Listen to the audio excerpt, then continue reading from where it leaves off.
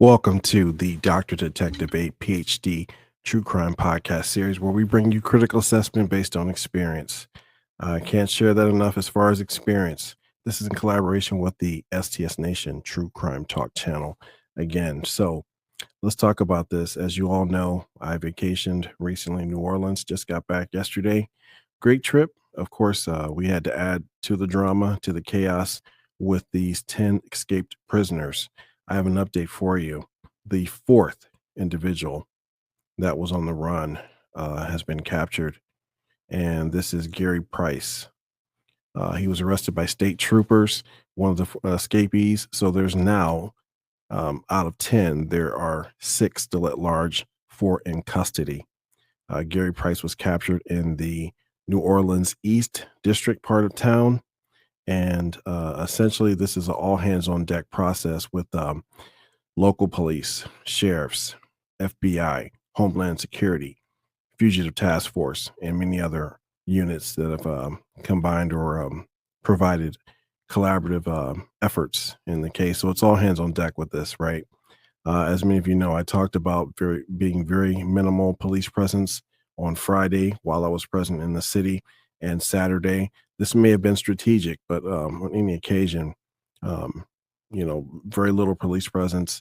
I didn't see a lot. I saw some plainclothes or maybe undercover cars that were back and forth, but we maybe saw two police cars essentially, and they were both empty at the time. So I didn't see many officers standing out. Not a lot of foot traffic, but there were still tourists such as myself, right? And so let's talk about this capture. Out of the 10 individuals, again, these four have been captured: Gary Price, Robert Moody, uh, DeKeenan Dennis, and Kendall Miles. Still, the six are at large. So, still alarming, still a lot to be concerned about. Public awareness is now becoming front and center. We know there's some blame game in the mix also. So this should have never happened, and it does sound pretty ridiculous just to even consider, think about. Let's talk about where Gary Price was captured. New Orleans East. This is essentially the map of New Orleans. And so if you think about it, they're surrounded by water, bridges, and so forth. So again, just this part of town where Gary Price was captured in this parish here, um, near a specific hotel, Monteleone, Second Street, and St. Galvez Street there, or Dale Street. Somewhere in that vicinity was a capture. Interesting thing about some of the other inmates and parties, um, they're disguising themselves. So they were captured, and at the time, this individual was in disguise, right? A second inmate, that's one of the four that have been captured, also disguised as a woman, right? Captured by U.S. Marshals.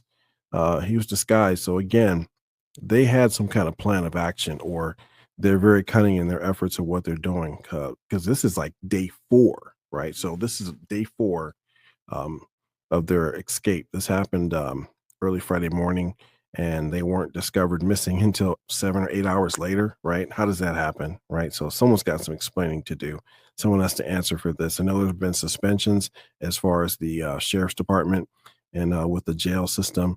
So again, it's going to be a vetting of all hands on deck, a vetting of all protocols and I guess prioritizing or systems and things in place, right? Who is responsible? Let's talk about one of the other captured inmates. Again, one of the escapees, Ryan Young. He was actually captured in Port Arthur, Texas. So he made it all the way to Texas, right? And I was serving a 40-year sentence for burglary, broke out of a different location in 2017. So he was very well aware of how to do this, previous experience with escape, but he's back in custody now, has to answer for that. So what do we know about what they left behind? Some clues. Again, this is a picture of the prison wall where they wrote statements saying we innocent, right? Catch us when you can. And then also they put too easy, LOL, right? So and also the most nine hated. I saw a different posting said most hated, but if you look closer, it says most nine hated there in the middle, and some other things, some other drawings, and of course the tongue out, right? So they're pretty cocky and arrogant. These are the individuals that were identified and are known to be missing. Again, 6 out of 10 still at large. Again, so be careful. While I was present there, um, we again talked about, how does this happen?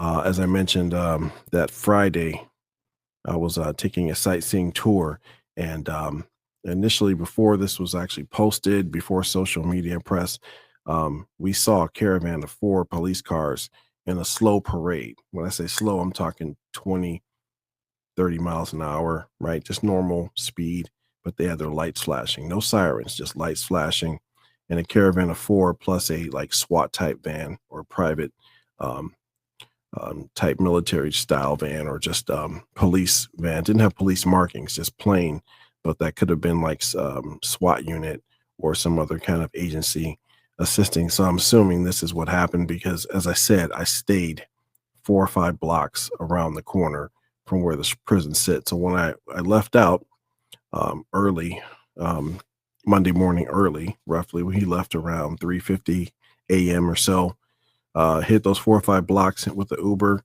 made a left to the highway, prison sitting right there, right? So literally, as I say, we're in the midst of it. We're right there. And if you look across the highway, some of the pictures they've shown, once you scale the wall of the prison, they use blankets to do that, by the way, to scale and hop over the barbed wire and so forth. Once you cross over that, there's another short jog, and then there's the highway. So it shows the video of them crossing the highway, and right there across the highway, there's residential area, right? So just neighborhoods. So I'm sure several had plans of what they're doing. Maybe those still at large had some assistance also with how they got out. We'll take a look at a short video that talks about Gary Price's capture, and then we're going to talk about the former sheriff that does an assessment of this overall thing that happened. Let's take a look at this short video. At 10 begins with breaking news.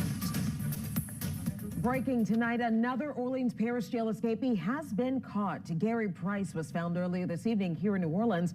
Right now, 6 others are still on the loose. Good evening and thanks for joining us. I'm Sharice Gibson. And I'm Devin Bartolotta. The reward for information leading to the arrests of any of these men now sits at $20,000.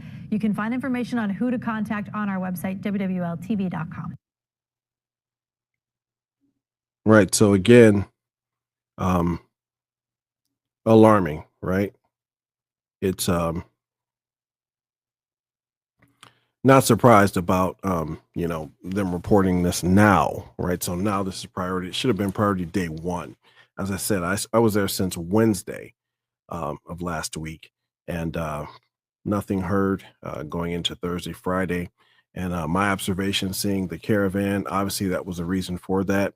Interesting other fact, I also saw some escorts of private citizens with police on motorcycles and escorting them, maybe even leaving the area. There were reports that victims of the suspects or prisoners had been notified, the victims and their families. So they were notified. They were actually leaving and escorted from the city for their security, for their protection, because of these 10 individuals, my understanding is that they were facing trial or facing sentencing, still pending, still active cases. So these were active cases. Also, the reason for them being in a lower secured facility, but they were still pending trial. So, of course, victims are going to panic, witnesses are going to panic. I'm glad they notified them immediately to get them situated or make them feel more secure about what's going on. But this is the entire city. So we did attend during a time where it's not real popular, or I guess there wasn't a lot of traffic at this time of year. But still, everyone went about their business, regular, patronizing the area and so forth. So again, the jail cell where they actually made their escape, they were seen pulling on one of the interior doors and made their exit behind one of the jail cells, behind one of the toilets. So the question comes to mind, did they have power tools to assist them? It was mentioned that would have been maybe necessary behind the toilet, the pipe areas that they crawled through. So as I stated, they took a page out of the series Prison Break. If you've never watched the series Prison Break, again, this is how they did this in the series. several seasons, 5 to 6, I believe. They planned, they had assistants also in that series, and they exited the jail cell through one of the cells behind the toilet. So literally the same configuration, same process through the pipes, and had assistance to get to other access areas of the jail, and a door that was left unlocked in that series. So very, very similar method of operation. And they had assistance. Also, as I stated, some of the other um, staffing at the jail have been suspended. I know there have been at least alleged 3 suspensions as a result of this, but this is how this looks here. This is where the prison sits. Look at the proximity to the highway, right? So we're talking less than 40, 50 feet from the highway, less than maybe even 30 feet from the highway there. You have the prison walls, you have the cars, the highway there. And if we were to show the rest of the neighborhood, there's residential areas right to the um, adjacent to the highway there. So again, if you had a system or plan in place to escape into the neighborhood and had someone helping you, it's not hard to figure that there's some assistance, or they're probably hiding out. The good thing about this area is now we see a larger police presence. Again, while I was present there, vacationing, it's not much, right? So I rode the RTA system. The bus provides trolleys also in tandem with that. Digital screens there, there are advertisements for your stops, other advertisements and postings. Not a lot of digital signage in the area, so it's a historic place. If you've never been, you need to visit. Um, Again, not while there's escapees, but maybe that's your decision, so you can decide. But with all seriousness, now there's a large police presence, primarily in Uptown. They said so. I guess we're kind of midtown, going towards downtown, where I stayed in the Garden District. Again, large police presence. But these are some of the pictures I wanted to share with you while we were out. This is us in the French Market near the French Quarter. So as you see, not a lot of foot traffic, but there's still pedestrians out. We're standing right outside the flea market area in the French Market there. So again, this is near Bourbon Street, um, near a couple streets, Decatur, and so forth. So just people going about their business, normal shopping. This is Bourbon Street near one of the jazz locations, or legendary parks here. Everyone's minding their business, right? So I was trying to really get a picture of the statues there, but I had somebody photo bombing our pictures. So of course, they're a part of the culture. They're part of our experience that we can share. Another part of the French Quarters, we're taking a look at the architecture, essentially, but again, not a lot of presence. Again, this could have been strategic by officers, could have been strategic to make things look normal and look like there's not a lot of police around, so that the inmates can move about as they have been doing, and they've been captured. As I stated, I was on Bourbon Street. Part of our sightseeing tour, we took a tour of the city, and then they dropped us off at Canal Street. We then walked about 10 blocks. So I got my steps in. I need them anyway. Walked about 10 blocks down Bourbon Street, indulged in some shopping and so forth.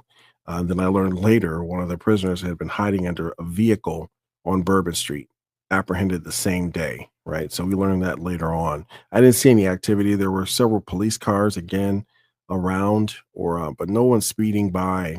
No large presence of officers. The 2 cars that we did see, 2 police cars, were parked and driverless, so they were in the area, obviously.